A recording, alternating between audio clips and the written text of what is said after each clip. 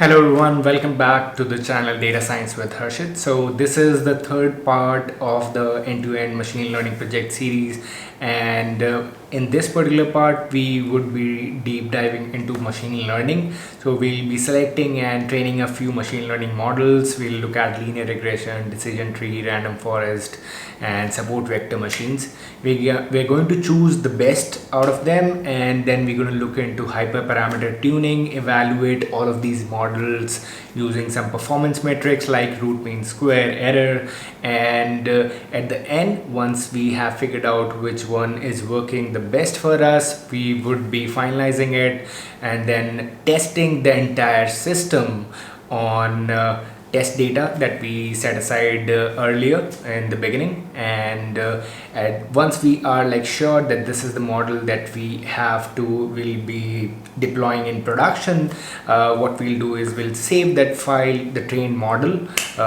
using the pickle module. So this is basically the curriculum for this particular series, and then in the next video we would be covering how to deploy this model using a Flask web service. So let's get started.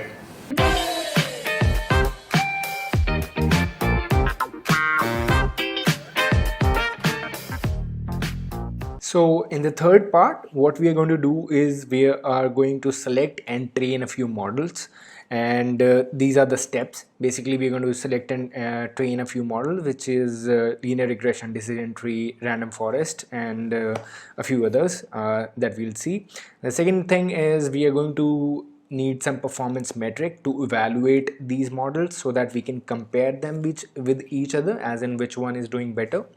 And then the third step is model evaluation using cross validation. We'll see why do we need cross validation, what's the purpose there. We're going to deep dive into hyperparameter tuning. Once we have figured out which ones are the better performing algorithms, we are going to do hyperparameter tuning on those shortlisted models using grid search CV method class basically.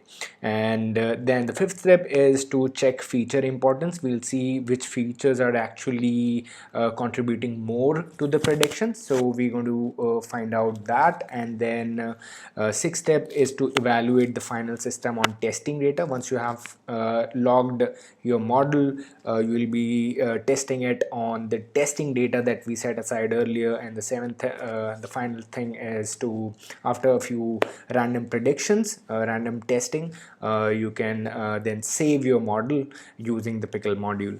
So first thing first, I have imported all the libraries, all the functions classes that I wanted. So you can see all the libraries, all the methods and the classes that we used in the previous part I have imported right in the first cell over here. So let's run this. I have all of them imported. Then I'm reading the file as we did in the previous part as well. I am removing the MPG, the target variable, from the data. So I'm segregating the data labels aside, and then I'm segregating the feature variables. Alright, so we have features in one data frame, which is the data variable, and then all the target variable, the MPG column, is in my data labels variable. Alright, now we have segregated the feature and the target variable. Next thing is I have created this function to pre-process our origin, the categorical column. It's basically renaming 1, 2, 3 as India, USA, and Germany, and it'll generate return the data frame itself. Then we saw how we added the custom attribute adder. This basically adds acceleration on power and acceleration on cylinder. This is again works the same way. Then the next thing that I have done here, which is important to look at, is this function over here. So what I've done is, so we saw how we could create those numerical pipeline and club the numerical and categorical transformation using column transformer. Now here what I've done is I have clubbed them. I have encapsulated the functionality into functions. So I've created two functions, where this one is the numerical pipeline transformation. So all it does is it takes this numerical columns of the data frame. So this is how I am segregating the numerical data. So using the select d type and using the numerics, which is float and integer, and then I am calling the pipeline class, instantiating it, providing the method name, the class that I'm going to use. So I'm first using imputing method strategy as median, so simple imputer class, then custom attributor adder class, that is what we defined above. Then I am scaling all the values in my numerical data set. So this returns all the numerical attribute data as well as the numerical pipeline, the object. So all we need to do is simply call transform method on this, and we'll have numerical transformed numerical data. And then the second step, which is basically doing everything, so this is the main function, which is pipeline transformer. This, what it does is it is complete transformation pipeline for both numerical as well as categorical data. So I have this categorical attributes as origin, and then I have numerical attributes and the numerical pipeline that I would be using. So this is coming from the this function that I've defined above, numerical pipeline transformer. I get the numerical attributes, the numerical data set, and the numerical pipeline object. Then I am printing, basically this is what I was testing with. So I am printing the names of the columns of the numerical attributes, the data set. So you can delete this. All right, then I have created this full pipeline, which is again a column transformer class object. I am passing it the name. This is numerical, this is categorical. I have passed on the numerical pipeline object, and for categorical I'm simply just one hot encoding all the values, India, USA, Germany, and then I'm passing on the list of numerical columns and my list of categorical columns. Then what it does is it calls the fit transform method on the data that I provided, fit transform method. So basically I would simply provide the data frame to it, and it would create a numpy array, and then all of those computations, basically adding custom addition of those attributes and everything would be carried out, and I would have prepared data with me. So two steps, I've reduced this whole process into two steps. So I've gone from raw data to processed data in just two steps by encapsulating all of these functionality in functions. So what I've done here is once you have your raw data, I have this data with me, all I need to do is first call the preprocess origin columns, which will basically rename 1 2 3 as India, USA, Germany, and then all I need to do is call this pipeline transformer function, and it will pre-process, do everything on numerical as well as categorical data, and give me the prepared data. So this is what our prepared data basically looks like. So this is our prepared data, and this is the first value of the prepared data. Basically you can see that we have 11 attributes. So 6 were the numerical columns, then we added 2 as acceleration on cycle cylinder and acceleration on power, so that makes it 8, and then 3 from the one hot encoding of the origin column. So we've got 11 attributes in total. So preparation of data is working absolutely fine. Now the next thing that we have is selecting and training models. Now, so firstly I have linear regression with me. So linear regression, as we know this, we are working on a regression problem. So the first algorithm that comes to mind is fitting a straight line to our data. So I have picked up linear regression model, which is the first one that comes to mind. So all I've done is I have imported this linear regression class from the linear model module from the scikit-learn package. Simple, we must have all done it or seen it somewhere. So what I've done is I have instantiated my linear regression class from the linear model module, and then what I've done is I've invoked the fit method on this. So let's run this. So what it does is it gives you a linear regression object. So this is all fine. I have trained my model at this point. Dot fit basically means that you have trained your model, and I have passed the prepared data. So this was my prepared data that I got after running my pre-processed data through pipeline transformer function. I've passed my prepared data and my data labels that I segregated right at the beginning. And now what I am doing is I am trying out some predictions. So here what I've done is I have picked 5 rows, which is I'm calling as sample data. Then 5 labels, again top 5 rows from the labels column as well as sample labels. Next thing I do is I'll have to transform it. So I am passing my sample data through this pipeline transformer. This will give me sample data, prepared sample data. Then I am calling this predict function to predict the results, or the predict the MPG value of these 5 rows. So the sample data, so I passed my sample data to it, and this will basically print all the predictions. So these are basically my predictions. So this is, so I am so this is basically I was printing that column. So this is happening because of that. Let me run this again. Yeah, so I have removed the list that was actually being printed. It was because of a print statement. So what we have is, these are the predictions of the first 5 rows, the first 5 samples of the data from the training data itself. Now, if we compare these results with the actual samples, so these are the actual sample labels. As you can see, this is the list of the actual sample labels. So you can compare. We have the first one is 29.08, we have 32. The actual value was 32. The model predicted 29, model predicted 27, we have 31, 26, this is also 26, this is fine, 12, then we went to 18 here, and then we had 22 for the last one, and actual value was 26. So these are somewhat close, not good, but somewhat close. Okay, so this was how linear regression performed, but this is not a good method to quantify the difference between the actual value and the predicted value. So what we do is we use certain performance metrics, and when it comes to regression, the typical performance metric that we use for evaluation of a particular module is root mean square error.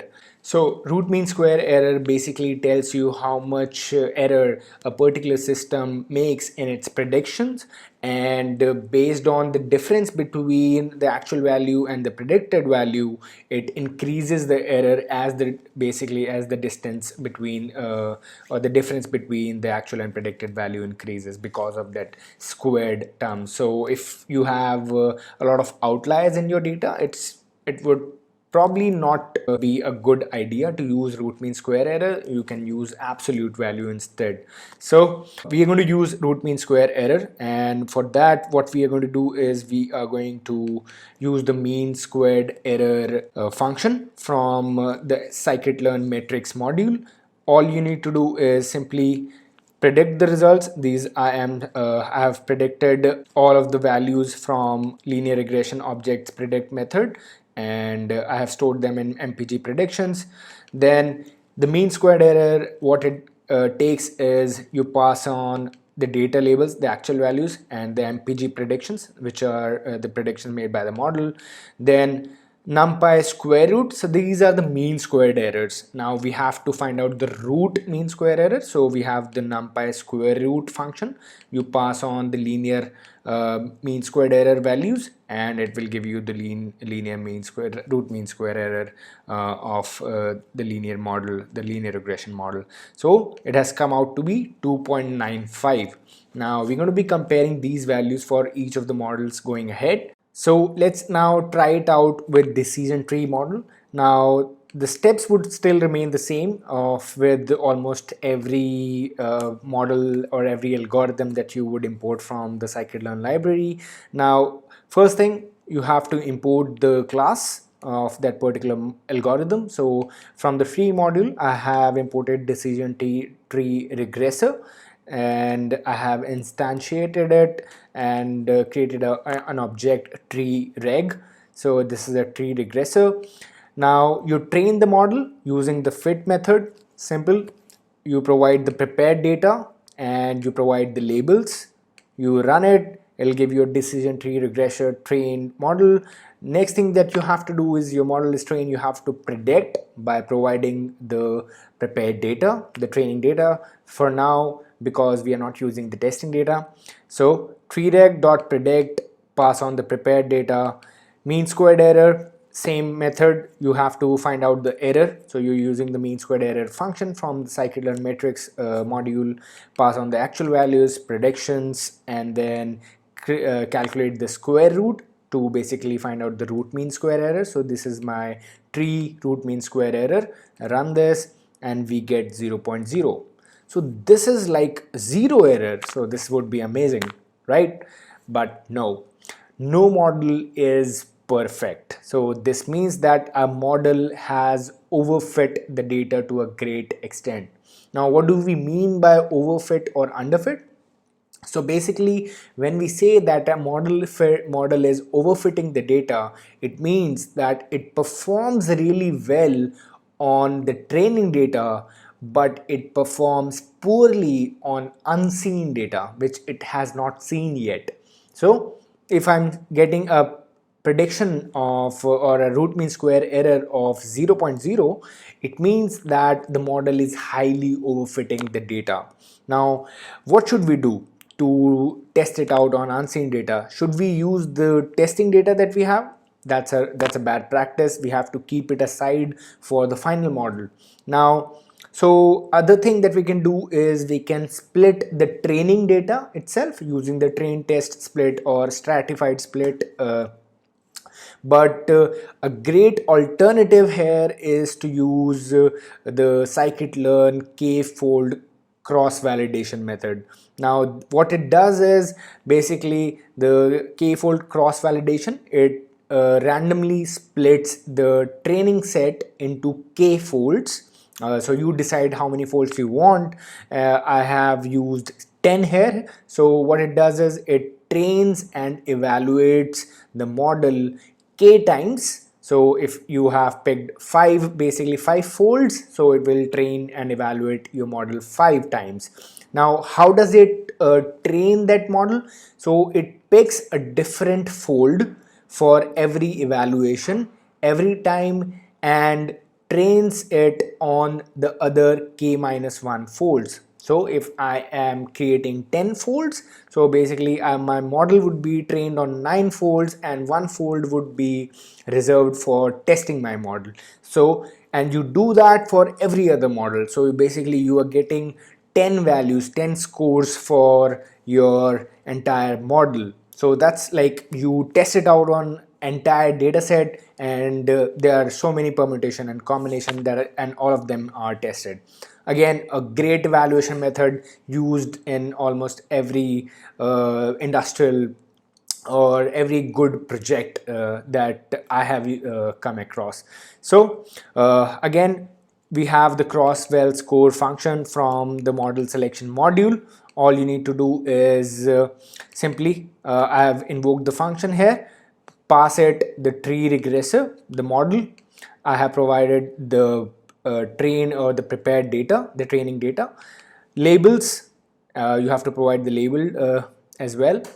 And then scoring, it accepts a scoring parameter, argument, and this scoring argument basically here is negative mean squared error. So it generates a negative value, so we'll have to use the negative sign ourselves to make it positive.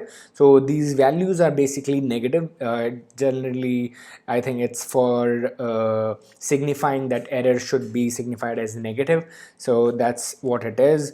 What we'll have to compare it, we'll basically add a negative sign as I have done in the next line. So CV equals 10 mean I have created 10 cross validations here, 10 folds. So let me run this. The last line is basically tree regressor RMSE scores. So I'm basically this the cross-val score function would give us 10 scores, and I am calculating the square root of all those scores. And now let us check what we get in our tree regressor RMSE scores. So you see that we have 10 values in this array, and all of these are the results, the scores, root mean square, error values for all those folds that we used. So we can calculate the average of all these values. So I have used this mean function over here. So the average has turned out to be 3.31 for decision tree regressor. Now we can do the same thing, the same entire process, the cross validation for our linear regression model as well. So what I've done is I've passed the linear regression model, prepared data, data labels, scoring method, and then 10 k-fold cross validation attribute. So run it and we get 10 values here again, and then the last thing that we do is we find out the average. So for our decision tree it was 3.31, which is okay, and then for linear regression it has reduced. So linear regression has basically performed better than decision tree, and it has turned out to be 3.0757. So again, let's try it out for another model called random forest. Another very it's a combination of a lot of decision trees, separate decision trees combined into one. So this is kind of like an ensemble model. So this is inside, you can import the random forest regressor model algorithm from the ensemble module of scikit-learn library. Again, the process is same: instantiate, train using fit method, provide the cross-val score all the attributes. So I have forest regressor here, which is the forest object, prepare data, labels, scoring, cross-validation, folds, which is 10 over here. Then I calculate the square root of my negative values that I've got for all the 10 values, and then for all the 10 values of each of those folds, I would be calculating the average of all those scores. So if we look at this, this is still computing, and let's see what we get. So you see that we have 2.5589. So this has reduced from 3.07 to 2.55. So this is like a huge improvement. Random forest has turned out to be the best performer out of random forest, linear regression, and decision tree. So the next model that we are going to test out is support vector machine regressor. So again, the process remains the same. I have imported the SVR class from the SVM module of scikit-learn library. Instantiate, I am using kernel linear because this is like a linear model that I want to use of support vector machine. Then I am calling the training the fit method, prepare data, data labels, and then I am calling the cross-val score function, which will take the regressor, prepare data, label, scoring, CV, so on and so forth. And when we run this, so this again gives us 3.08. So far we see that random forest regressor has turned out to be the best out of these. So we are going to perform hyperparameter tuning, as in we'll find out which set of parameters of the random forest regressor works the best. So if we can improve the performance of random forest model from here on. Now the next task is to fine tune the hyperparameters of the random forest regressor. Now one way to do that is to simply fiddle around with some values manually. So you can simply keep checking on which values and which parameters turn out to be the best, and see if you could reduce that RMSE value for a random forest. Now the other approach, or the smarter approach, would be to use grid search CV of scikit-learn's model selection module. Now what this method, or what this class does, is it takes some values that you want to experiment with and that you want to try out, and what it does is it uses cross validation to evaluate the model on each of those set of hyperparameter values that you have provided. So it basically tests out all the hyperparameter combination and gives you the best result, the best best combination with which the random forest regressor gives you the lowest RMSE value. Now what we need to do here is we need to first define the parameter grid. So here I have defined this parameter grid as these are the attributes, these are the parameters that our random forest regressor consumes. So I have parameter grid, which is a list of dictionaries. So my first dictionary contains number of estimators. So it is key value pairs. Key is the parameter and value is basically the list of values that I want to try out with. So number of estimators, I want to see how it performs with 3, 10 and 30. And max features is another hyperparameter that random forest consumes, which basically tells you the number of features that every decision tree should use to find out those predictions. And number of estimators for a random forest regressor means that how many trees that you are going to use in that particular random forest model. So I have 3 number of estimators and 4 max features, so total becomes 12. So this is 3 into 4, 12 combinations would be tried out for this particular dictionary. And then for the second dictionary I have provided bootstrap equals false, number of estimators is 3 and 10, and then max features is 2, 3, 4. So this is 2 into 3, 6, and bootstrap is false. So bootstrap is another just a boolean hyperparameter which tells the model if it should use bootstrap samples to build each tree. So we have, by default it's false. So and the next thing that we do is we first instantiate our random forest tree regressor, and then we instantiate our grid search CV, and we have to pass on these parameters: the regressor model, the parameter grid that you have defined, the scoring method, because it's again using the cross validation method, so negative mean squared error. Then you return train score is true, so we want to look at the train score as well, and then cross validation equals 10, so we are going to have 10 folds.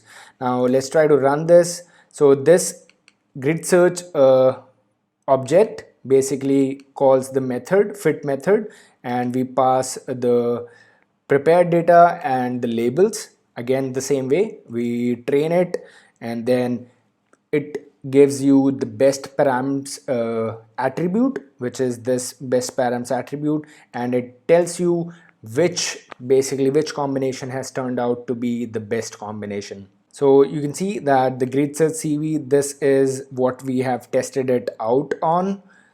And then the best parameters has turned out to be max features 8 and number of estimators 30. So this is what has turned out to be would be the best parameters so far. So what we are going to do is we are going to look at a few combinations. So we want to see which parameters had returned what scores, so we can club them together, the scores as well as the parameters that were used.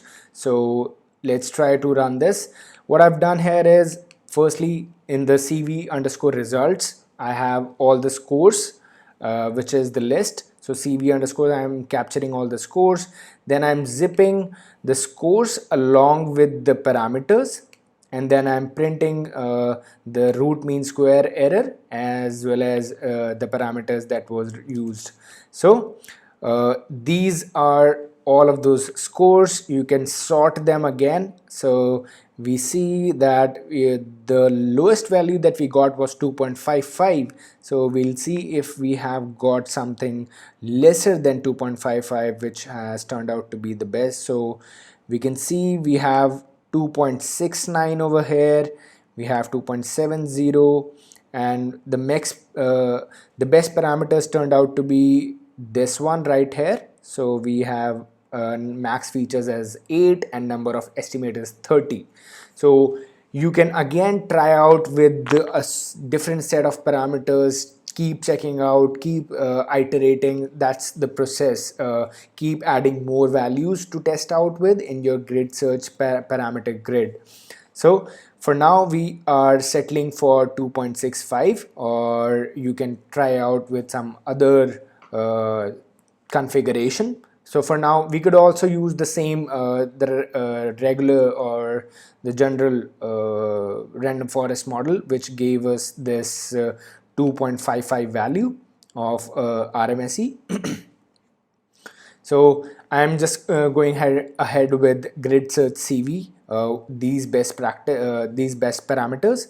So again, the next thing that we do is we can check the importance of each of these features that we have used. So the grid search dot best estimator, and that has feature importances as well. So if we run this, so the grid search object that we had, it has best estimator, and the best estimator again would have feature importances attribute. So this feature importances basically tells you the score of how much important that particular feature is. Now these values might not make sense, so we'll try to club them with the feature. And what I've done is, these are some extra attributes that were added. Then I have some numerical attributes, and from there I would capture those numerical columns. So numerical columns added with the extra columns, so this would give us the scores of each of those features that we have. So acceleration on power, which was the added added feature that we calculated ourselves, this has turned out to be the most important with a score of 0.024. And then we have acceleration on cylinder, weight, model, so on and so forth. These are reverse equals true. So these are in reverse order. So you can see this is the topmost is basically telling you the highest one, the most important feature. Now after feature importance, what you need to do is you need to evaluate your entire system once you have finalized, once you have logged your model. So we are going ahead with the best estimator from the grid search CV. So we had the best estimator attribute. So this is basically our model, which is, this is the trained model that you can use to predict.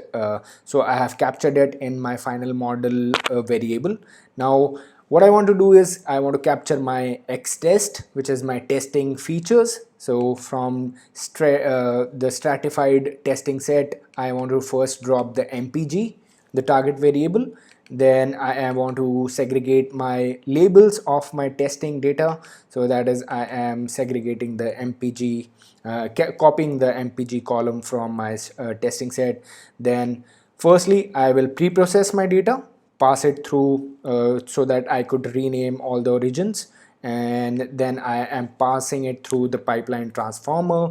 This will give me the prepared data. So the pre-processed data that I got from the first function, this would be passed to the pipeline transformer. This will create X test, the testing prepared data, and I will make the final predictions. So this is my final model that I have finalized. I will call the predict method, pass on my prepared data, and then I'm going to calculate the mean squared error, and then again find the root to find out the final root mean square error. So on testing, after testing, the value has turned out to be 3.01, which is fine. So training accuracy or training root mean square error was 2.58, 2.65, and this final value on testing data has turned out to be 3.017. So this is fine.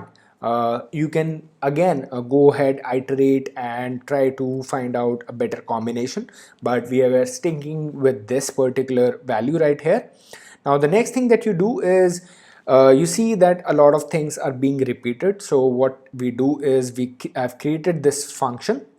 Now this function, what it does is it takes the configuration of the vehicle So displacement, weight, horsepower, acceleration, all of those features, I create a dictionary so that basically I have different deployed model in mind. So I would be passing on JSON and all of those things. So I've created this function, which what it does is it accepts data frame as well as it accepts a dictionary of the vehicle with all the features, and it predicts the MPG or the fuel efficiency of that particular vehicle.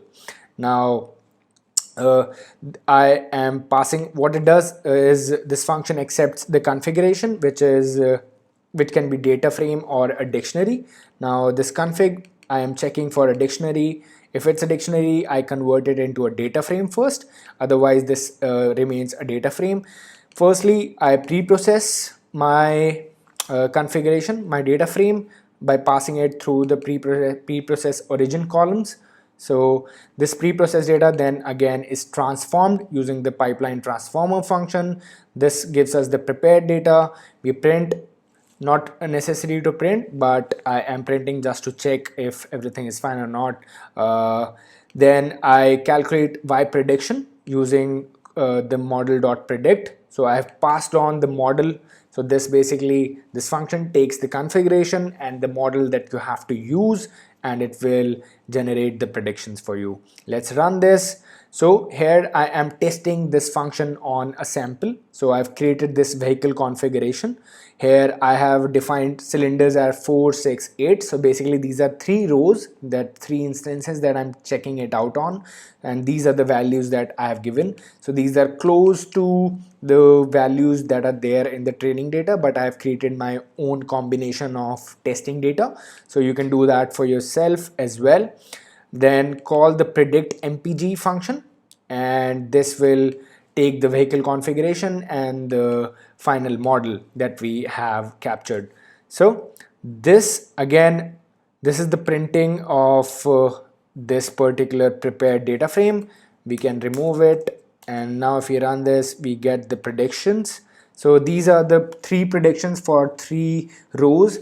So one other situation that we have is about one hot vectors. So the categorical transformation that we are doing is it is creating one hot vectors, and our model is trained on 3 different categories. So if you'll provide one of the categories to the data frame, it would give you an error.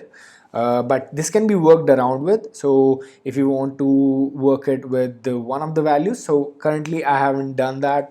I would be passing it the 3 categories. So this would only accept only give you the right predictions if you provide all the 3 categories. This is 1, 2, 3. Otherwise there would be a mismatch between the number of attributes that the model is trained on and the number of attributes that the transformer generates after one hot encoding, because it needs those 3 classes. If you are passing on just any one of them and we are passing it through the pipeline transformer, it would only generate lesser number of columns for each of those class, which would give you an error. So we are testing it out on each of those classes, on each of those origins. So based on that, our predictions are these: 34.83, 18.50, 20.56.